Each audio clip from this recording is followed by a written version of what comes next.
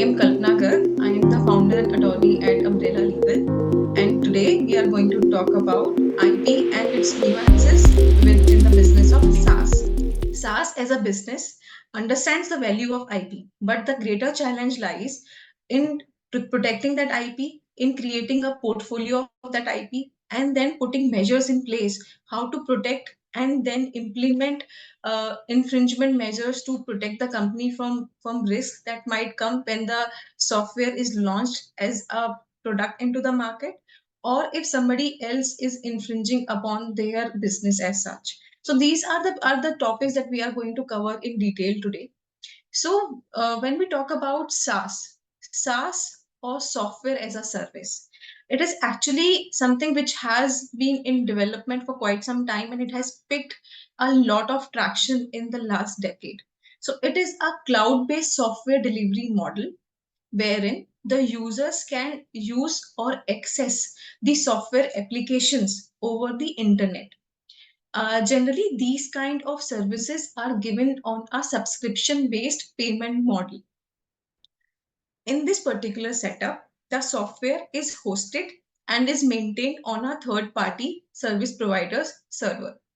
And the access by users like you or me can be done anywhere in the world depending on the internet connection that we have. Now, SaaS licenses at times can be restrictive in nature. They can be geographical restrictions, they can be user restrictions, but that will depend on the business model which the SaaS as a service provides to its users. Now, why SaaS has been picking traction in the last few years? Because what it does is it eliminates the need of the user to install and maintain softwares on their hardware devices. Now, what happens is because the software is not needed to be installed or maintained at their devices, it allows for the flexibility for the user in using and accessing the application, and it also allows scalability for that particular software. So the common most example, or the first example that I can think for SaaS as a service, um, Microsoft 365 is a very good example. We have in lockdown we had picked the habit of chatting over Zoom or talking to each other over Zoom. So Zoom is another example. I have been using Dropbox for some I think more than a decade now. Dropbox is another example. So when we are talking about SaaS as a company, while providing these flexibility and scalability to the user in terms of accessing the software applications, also takes care of its servers, databases, and the software it is using to allow access to its software over the internet. So now when we are talking about SaaS as a business, the problem statement that we have is, while I put out my software, which is powering my business, SaaS in general, how do I protect that business and how do I ensure that nobody copies that business model, nobody copies that software, and whatever name I am putting it out in terms of software products and the company name. So when I'm talking about SaaS and in terms of the business, the first thing that comes to my mind is somebody might ask that why do I need to file IP? What is the what is the advantage that a SaaS company gets when they file IP? So the first thing that comes to my mind is, when you file IP and when you have a granted IP in your name, then you get the exclusive rights. The exclusive rights help you to stop others from making, using, selling, and offering to sell your products or services as their own into the market. And if they want to do that, they need to take licenses from you. If they don't take license, you have the right to drag them to the court and demand for injunctions, meaning stopping somebody from continuing that activity, and ask for the damages that have been accrued because of their activity. So this is one aspect when it comes to creating IP for the SaaS. Other aspect which is very important is, when you have IP granted IPs in your name as assets, it develops a parallel revenue stream. You can either license your IP, you can either license IP meaning giving your product to a third party for further licensing, and you can get license money out of it. There is a provision of cross licensing wherein you, in exchange for your technology, you can get somebody else's technology and start developing and making more products.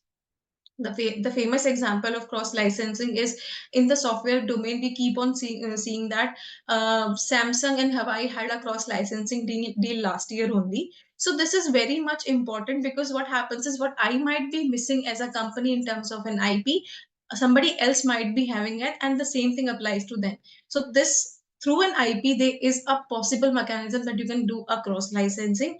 And with IP, the biggest advantage that comes is, when you have valid and credible IP in your name, then you can attract investors, and you can say that since our business is a research and development based business, which is governed by a number of valid and granted IPs, then the investor will be able to value your business more. This is the very much importance that needs to be given to a business, and specifically a business which has SaaS as a body wherein the software is powering the business.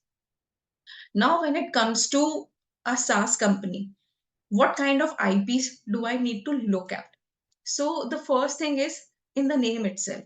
Software. When we are talking about software, it can be either a system of doing things, a process to reach from A to B, or it can be simply a software and hardware setup. So when you have all of these things, this is forming a part of invention as such. And when I'm talking about invention, you can go for utility patents for your software, which is forming the part of the business. In case that particular software is deemed non-patentable, there is a provision of copyright in the source code and object code. You can file a copyright to exercise your rights in case you want to take somebody to the court, because then the registration will help in overcoming the issues of validity. Third thing is, when it comes to the business, there is a brand name to the software. For example, a particular Microsoft 365 is a particular brand name under which your Office comes, under which Outlook comes. All of these are sub brands, but most of them are brands in as such, and they hold value as trademarks. Now, the fourth and the last is trade secrets. A lot of companies do not file IPs. A lot of companies, if they have the measures in place to protect the confidentiality of the information, they maintain their business information as such as a trade secret. Trade secret is information which has economic value, and which, if you're able to keep secret, will keep on deriving more value to the business. For example, the biggest example for this is your Coca-Cola recipe. But when it comes to a SaaS company, trade secret can be how your source code works. What is the code behind the software as such, which is not accessible to the client as such. So these are the major IPs that are in place for a SaaS-based company.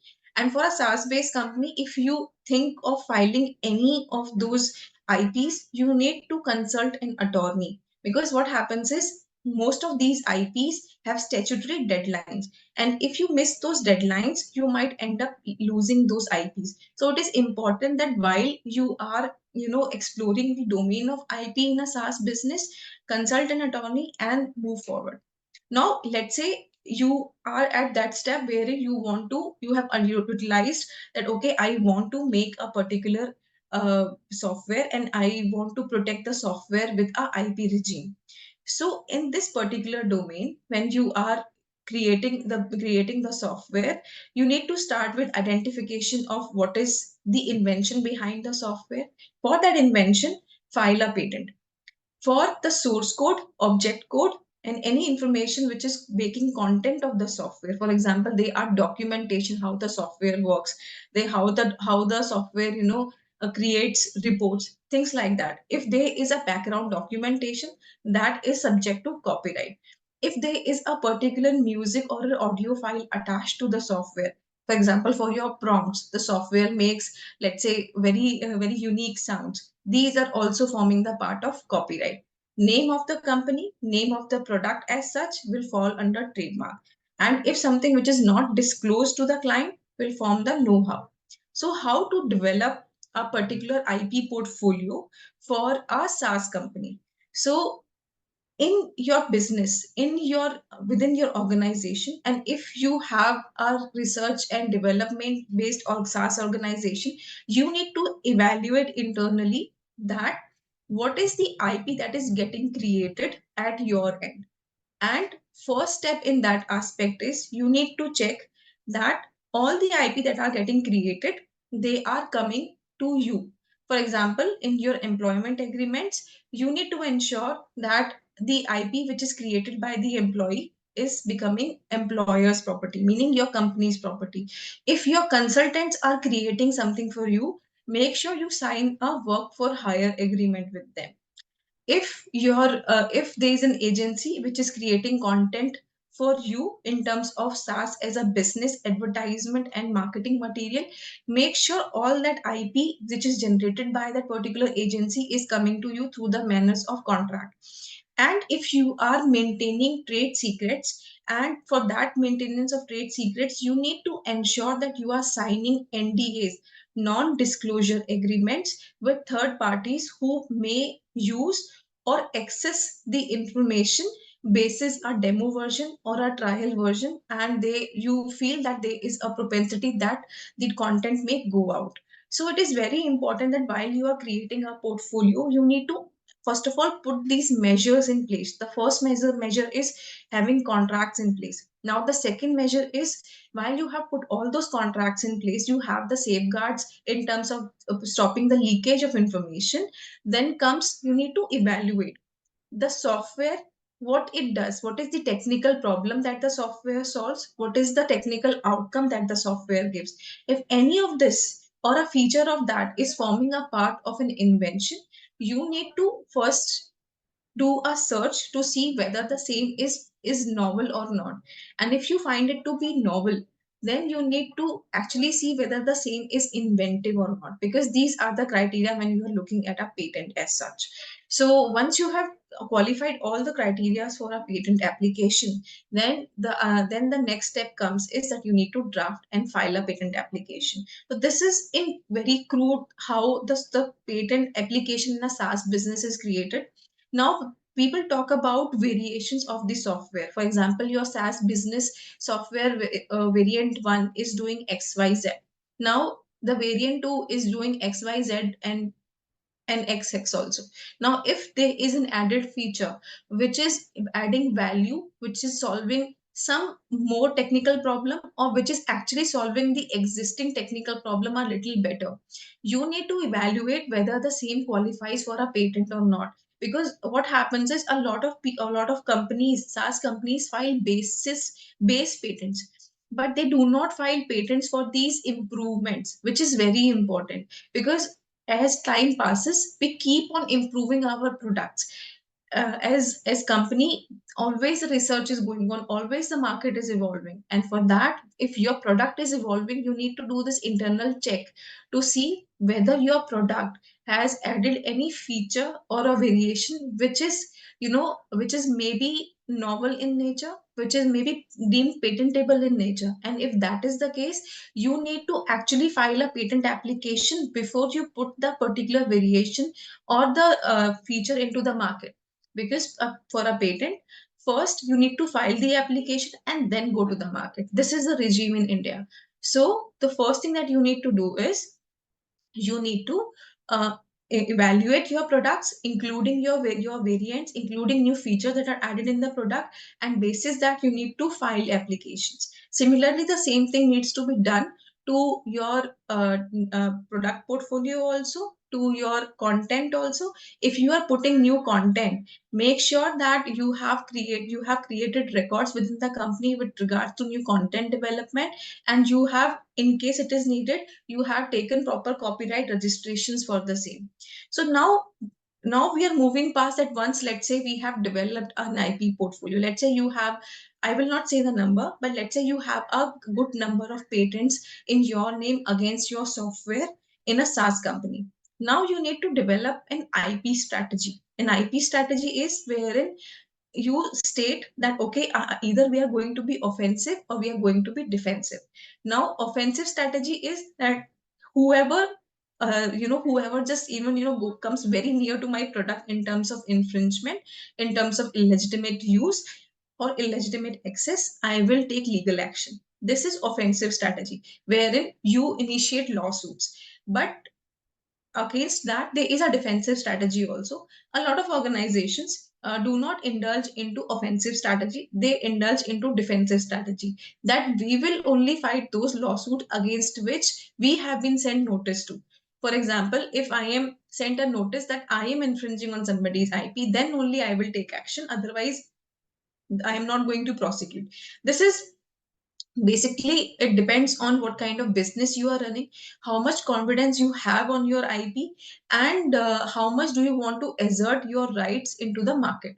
So this is something which is the next step. Once you have developed, or once you are in the process of developing a substantial and credible IP portfolio, then the next step is development of the IP policy. An IP policy is a written document which is circulated within the company also, and the IP policy further includes what is the employee reward system if they create more IP. There are other nuances to the IP policy as such, but when it comes to SaaS as a business and when it comes to dealing with a third party, generally the policy is either offensive in nature or defensive in nature. And that depends on your business acumen, that depends on your how confident you are on your IP, and what is your budget actually in terms of taking these legal expenses.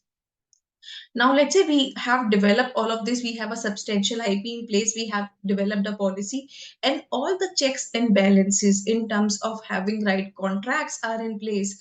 Let's say you SaaS as a company, as a SaaS company, receive a notice that you have infringed upon somebody's IP. What is the next step? The next step is, first, within the notice, see what IP they have mentioned.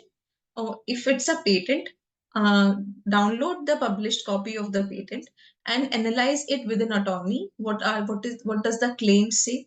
Whether you are falling within the nuances of the independent claims. If that is the case, then there is a possibility that you might have infringed. But if that is not the case, then you might actually approach your attorney and start the counterintuitive measures, which may include initiating the discussion with the other party, and in, let's say, that discussion fails, then going to the court and fighting this battle in the court where you suggest that that no infringement has happened.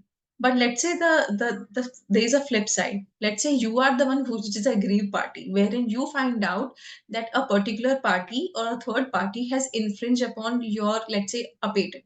What you are supposed to do? So first thing is, against their product, you're supposed to measure your patent. You're supposed to see whether all the elements of your claim set of a patent is covering the product. And if that is the case, you can start with sending them a cease and desist notice.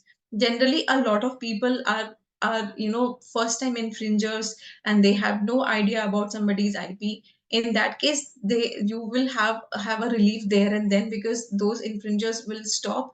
And in case the infringement still continues and you feel that there's a bigger damage coming, then you can approach the court, you can file a lawsuit against them for your patent infringement, and then you can seek injunction and damages. So this is in general sense how IP works hand in hand with the SaaS business, because in a SaaS business, software is the one which is powering the business. And it is very important that if you have something powering your business, you need to have protections and measures in place which curb somebody from copying, selling, or offer to sell that product without your permission.